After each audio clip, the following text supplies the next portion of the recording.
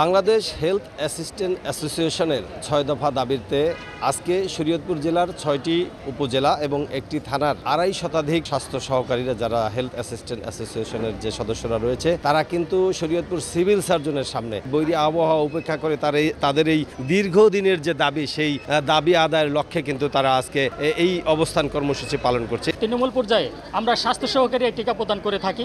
এই টিকার কাজটি সম্পূর্ণ টেকনিক্যাল হলেও আমরা কিন্তু টেকনিক্যাল পদমর্যাদা থেকে বঞ্চিত হচ্ছি এবং অনেক বৈষম্যের শিকার হচ্ছি।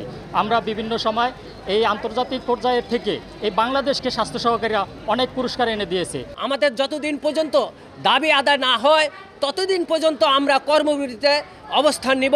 আগামী ৩১ আগস্ট পর্যন্ত তারা অপেক্ষা করবেন এবং সেই দাবি দেওয়া যদি পূরণ না হয় সেক্ষেত্রে আগামী ১ সেপ্টেম্বর থেকে ইপিআই সহ তাদের সকল কার্যক্রম বন্ধ করার ঘোষণা দিয়েছেন হেলথ অ্যাসিস্ট্যান্ট অ্যাসোসিয়েশন শরীয়তপুর জেলা শাখা। বিএম ইস্টাফিল, সময় সংবাদ, শরীয়তপুর।